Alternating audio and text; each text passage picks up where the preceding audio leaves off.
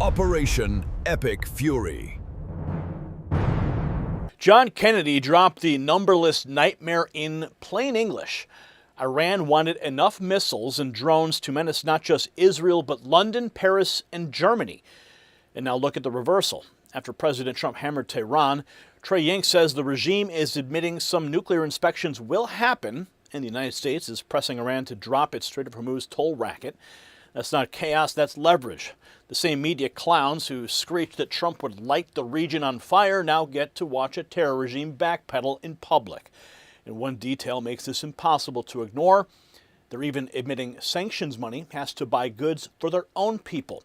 So stay with us. Now this matters because the Strait of Hormuz, really not some abstract map point for foreign policy seminar addicts. It's a choke point for global energy, shipping prices, and American leverage. Iran's regime wanted to slap tolls on ships moving through one of the world's most critical waterways like some mafia crew shaking down commerce. Well, Trey Yingst cut through the fraud. Iran does not control that strait. The U.S. military does. President Trump kept American power in place, hit the regime hard, and forced Tehran to retreat from fantasies that the Obama-Biden crowd spent years indulging with pallets of weakness and sanctions games. And the bigger stake just got exposed by Senator John Kennedy. He says that he reviewed the classified intelligence showing Iran was stacking ballistic missiles, cruise missiles, and drones so it could threaten the Middle East and reach London and Paris and Germany. And that's the scale. So Trump didn't just cool off one regional crisis, he cut off a growing strategic threat before it matured. Democrats and the media sold appeasement. Trump boxed a terror state into concessions. And when Tehran gets cornered, you remember how every rig system survives. Confusion. That hits families on Medicare too. Big insurance feeds the Medicare confusion industrial complex with mailers, robocalls, and fine print. So seniors stay stuck. Chapter cuts through it. It's simple by design. One call, one advisor. Under 20 minutes. They look at your doctors. They look at your prescriptions, your whole situation, then tell you the truth. No propaganda, just facts, and that matters when bad plans quietly drain fixed incomes year after year. You see, they work for you, not big insurance. If you're already on the right plan, they'll say it. If not, they can help you switch and expose costly coverage gaps. Last year, people who found new plans with Chapter saved an average of $1,100. It's free. You can give them a call at the number on your screen right there, 910-728-4109. Clarity beats bureaucratic games every single time. Now here's the part the regime apologists never want on screen at the same time. While Qatar talks move forward and Iran mouths concessions, the IRGC is still launching drone strikes in Iraq's Kurdistan region. And General Michael Flynn put the warning in 6 words that nobody should forget. The Iranian regime will never tell the truth. So yes, Trump is winning. Yes, Tehran is bending. But no sane American should confuse a forced concession with a moral conversion. Now, in a minute, I'm going to get all the reactions on the news, but because the audience already sees the trap that the media just keeps missing. Iran's regime reportedly conceded to nuclear inspections. President Trump and the U.S. is being pressured towards dropping plans to charge tolls. Iran also admitted frozen funds will be used to buy goods for the Iranian people. Let's check in with the latest from Trey Yingst. Very good meetings are happening with Qatar, with those direct, or rather indirect negotiations. Iran's regime conceded nuclear inspections will happen, but it's demanding a lot of restrictions on those inspections. The U.S. is also pushing Iran to drop its plans to charge tolls for ships passing through the Strait of Hormuz. Boy, they're still so thirsty to do that. They don't control the strait. Our U.S. military does. Chief Foreign Correspondent Trey Yingst is in Tel Aviv with the latest. Trey. Harris, good morning. Qatari mediators announced that positive progress was made during those technical talks on Wednesday as this memorandum of understanding moves forward. The Iranians are now admitting that some nuclear inspections will take place, and some of the money they received from sanctions relief will be used to buy goods for the Iranian people. President Trump was asked about the status of negotiations yesterday. As far as things are going, the denuclearization of Iran is moving along well. They've had very good meetings. I think they've come a long way. We hit them very hard last week. I think they're fine. I think we're going to. It's the denuclearization of Iran. It's very simple, and Iran cannot have a nuclear weapon. As diplomacy plays out, U.S. forces remain in the region. The U.S. Navy announced that a crew member from an MH-60S Seahawk helicopter is missing after an emergency water landing in the Arabian Sea. U.S. Naval Forces Central Command posted to X saying there is no indication the emergency was caused by hostile action. So Iran suddenly talking inspections because Trump hit the regime where it hurts. Now, here's the latest Fox on what Tehran is admitting, what is still unresolved on sanctions, and why U.S. forces are staying put. Here's more from Trey Yangst.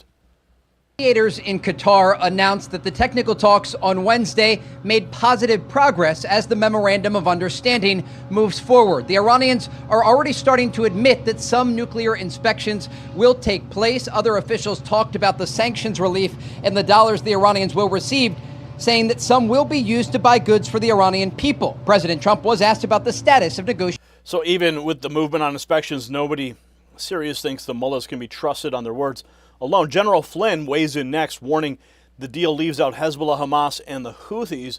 He was recently interviewed by Lindell TV. Kara Kashranova caught up with him. Let's check in with her.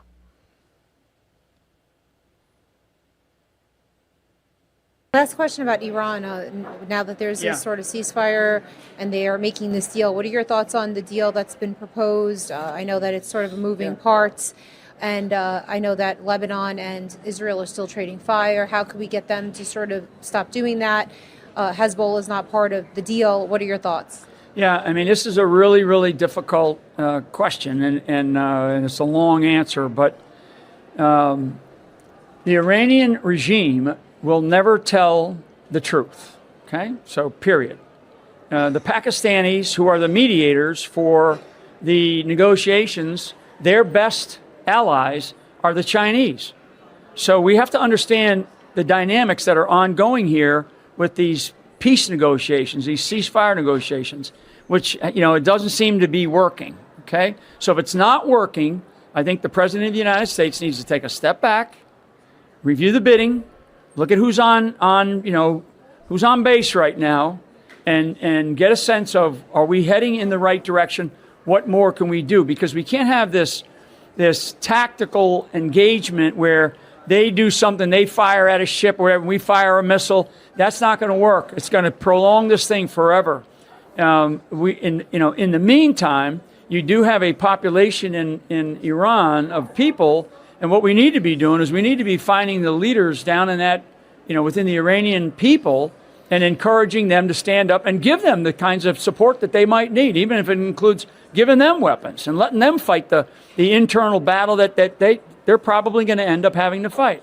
So, but I think at this stage, at this moment in time, I think the president needs to, and he probably has done this, so I may be a bit pejorative here, but he needs to take a big step back, review the bidding, look at who's on base, and then decide whether or not we're doing the things right now, because otherwise we're just prolonging something that we can't afford. We can no longer afford this. And in Lebanon. So his point is simple. Don't appease the regime. Don't ignore the proxies still causing chaos. Meanwhile, new video shows IRGC launching drone strikes in Iraq's Kurdistan region. IRGC carrying out drone strikes in the Kurdish separatist positions in Iraq's Kurdistan region. Here's the video. In recent days, Kurdish militants attempted to cross into Iran to attack IRGC checkpoints and carry out attacks, but were killed. So the strikes are a reminder the regime is still using force across the region while diplomats talk.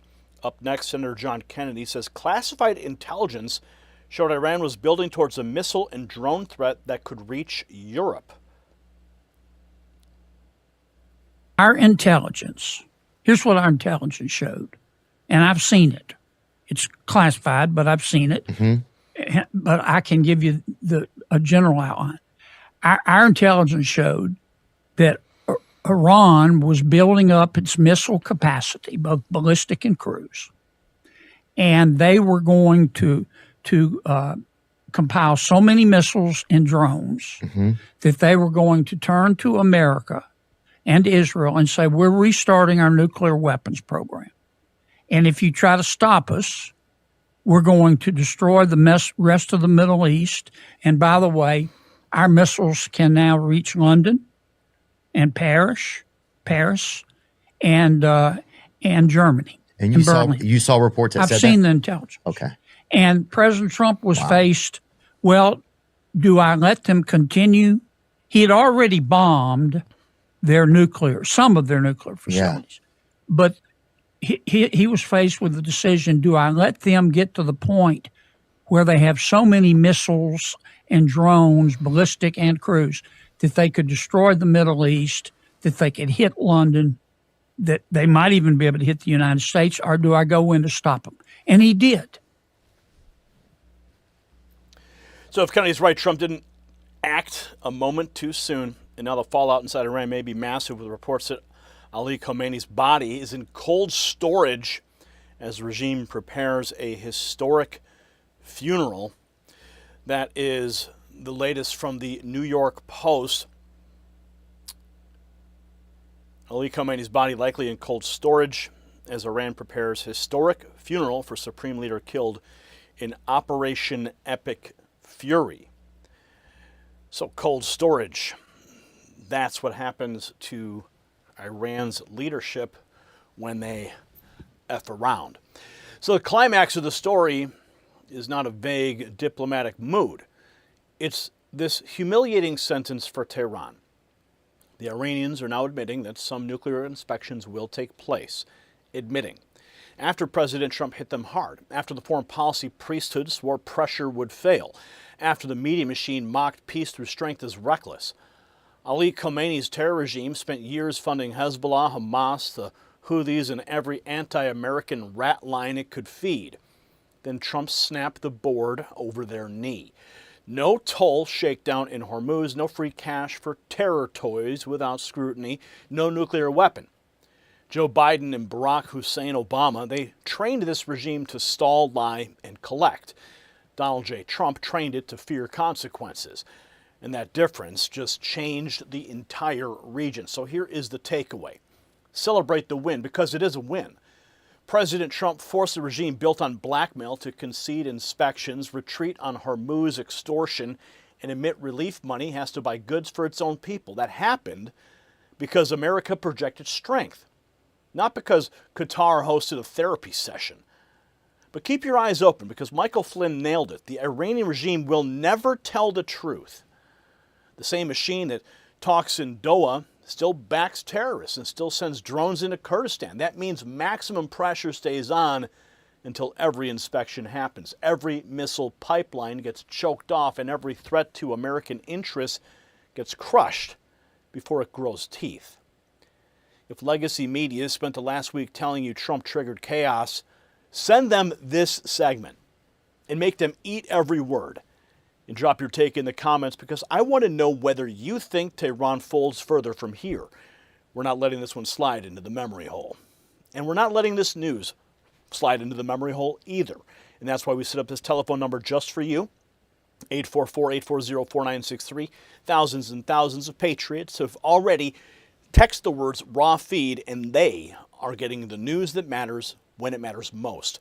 A direct message from me right to their cell phone every single night. I've heard your messages. I understand you're not getting notifications. You can't find us in the news feeds anymore. And there's a reason for that. So we're just bypassing it all.